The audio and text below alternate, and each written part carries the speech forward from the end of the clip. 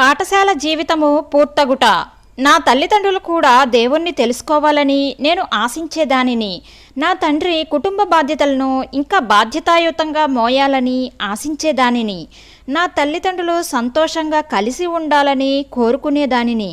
నా తమ్ముడు కూడా ప్రభువును తెలుసుకోవాలని కోరుకునేదానిని. వీటన్నిటి కొరకు నేనేమి చెయ్యాలో నాకు తెలిసేది కాదు. కానీ ఈ విషయాలన్నీ ప్రతిదినము దేవునికి అప్పగించి నాకున్న చింతలన్నీ ఆయనపై వేసేదాన్ని. కొద్దిగా దినదినము కొద్దిగా ప్రతి విషయంలోనూ నా యేసు నన్ను మార్చుచుండెను అనే పల్లవిని హాస్టల్లో మేము పాడుకుంటూ ఉండేవాళ్ళం. అది నా జీవితంలో నిజంగా నెరవేరటాన్ని నేను చూడగలిగాను. కొద్దిగా దేవుడు నాలో ఉన్న కోపాన్ని, ముఖం ముడుచుకుని ఉండే నా నైజాన్ని అదుపు చేసి నేను మారటానికి సహాయం చేశారు. యేసుప్రభుకు శిష్యురాలుగా ఉండడం గూర్చియు ఆయన పోలికలోనికి మారడం గూర్చిన పుస్తకాలు చదివాను. క్రమక్రమంగా యేసుప్రభు వలె మారటం అనేది నా యొక్క ఆశగా మరియు గొప్ప కోరికగా మారిపోయినది. నాలో క్రీస్తు స్వభావం వంటి స్వభావంలో లేని నా లక్షణాలన్నిటినీ కాగితంపై వరుసగా వ్రాసుకొని వాటి గూర్చి ప్రార్థించేదానిని.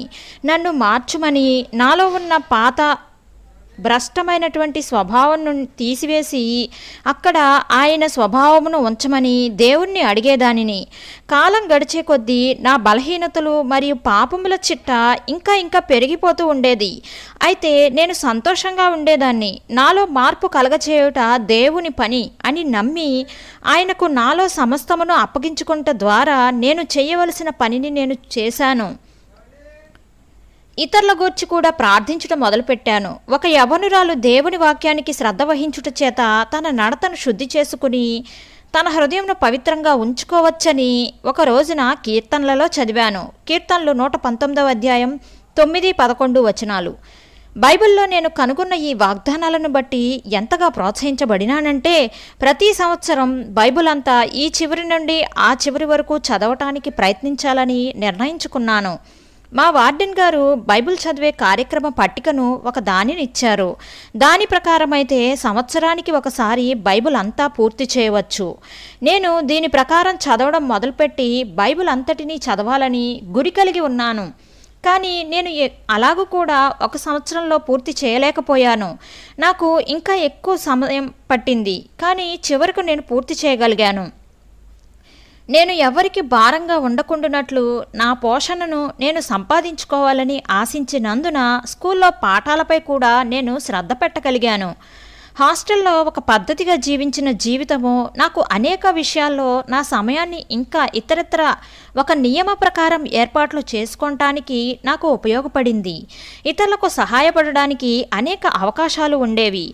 నా ఇంటర్మీడియట్ పరీక్ష అయిపోయి దేవుని దయ వలన దానిలో ఉత్తీర్ణత పొందిన తరువాత నేను హాస్టల్ జీవితాన్ని వదలవలసి వచ్చింది. సుమారు 4 సంవత్సరాలుగా మా వార్డెన్ నాకు అనేక విధాలుగా మార్గదర్శిగా ఉండడం వలన నేను హాస్టల్ని ఎంతో ప్రేమించే స్థితికి వచ్చాను. అందువలన ఆ రోజు నాకు నిజంగా విచారించే రోజే. నా ఇంటర్ మార్కులు కేవలం సరాసరి మార్కులు. నా భవిష్యత్తును గురించి మా వార్డెన్తో మాట్లాడాను. ఆమె నేను నర్సు ట్రైనింగ్ చదివితే మంచిది అని చెప్పారు. ఆమె సలహా ప్రకారం నేను వేరువేరు చోట్ల నర్సు ట్రైనింగ్కి దరఖాస్తు చేశాను. కానీ ఒకదాని తర్వాత ఒకటిగా దక్షిణ భారతదేశంలో ఉండిన అన్ని మంచి నర్సు ట్రైనింగ్ స్కూళ్ల నుండి నా దరఖాస్తు త్రిప్పి పంపబడినది. నేను ఎంతో నిరుత్సాహపడ్డాను. కానీ దేవుడు నన్ను ప్రేమిస్తున్నాడనియు ఒక పేరు పొందిన చోటను కాకపోయినా ఎక్కడో ఒక దగ్గర ఆయన నాకు తలుపు తెరుచునని నాకు తెలుసు. ఒక రోజున ఉత్తర భారతదేశంలో ఉన్న ఒక నర్స్ ట్రైనింగ్ స్కూల్ నుండి బీఎస్సీ నర్సింగ్లో వచ్చి చేరమని నాకు ఉత్తరం వచ్చింది. అది మా ఊరికి చాలా దూరపు ప్రదేశం. అందువలన ఈ అవకాశాన్ని అంగీకరించాలా వద్దా అని చాలా ఆలోచించాల్సి వచ్చింది. ఆ ట్రైనింగ్ స్కూల్ కూడా ఏదో మారుమూల ప్రదేశంలో ఉన్నది. అక్కడ నాకు తెలిసిన వారెవరూ లేరు. అక్కడ భాష కూడా వేరైనది. నాకు హిందీ కూడా అంతగా రాదు. భవిష్యత్తును గురించిన ఆలోచనలు నా మనస్సులోకి ఎన్నో భయాలను, ఆందోళనలను తీసుకువచ్చాయి. అప్పుడు నాకు ఇష్టమైన ఒక పాటను జ్ఞాపకం చేసుకున్నాను. మార్గమంతటిలో నా రక్షకుడు నన్ను నడిపిస్తూ ఉండగా ఇంకా నేను అడగాల్సింది ఏమిటి? నా జీవితమంతా ఆయనే నాకు మార్గదర్శిగా ఉండగా ఆయన కరుణా కటాక్షమును నేను అనుమానించగలనా? నేను మరొకసారి మా వార్డెన్ గారిని సలహా అడిగాను. ఆమె దేవుడు అన్ని తలుపులు మూసివేసి ఇది ఒక్కటే తెరిచెను అని చెప్పాను. కనుక బహుశా ఉత్తర భారతదేశంలో ఆయన నాకు ఏదో ఒక మంచిని దాచి ఉంచారేమో అని ఆమె చెప్పాను. ఆ సమయంలో ఆ మాటలు ఎటువంటి ప్రవచన వాక్కులో నాకు తెలియదు. నేను ఆ నర్సింగ్ స్కూల్లో చేరుతున్నట్లు వారికి తెలియచేశాను. చివరకు జీవితంలో స్థిరపడడం గురించిన నా కలలు కార్యరూపం దాల్చుట ప్రారంభించాను.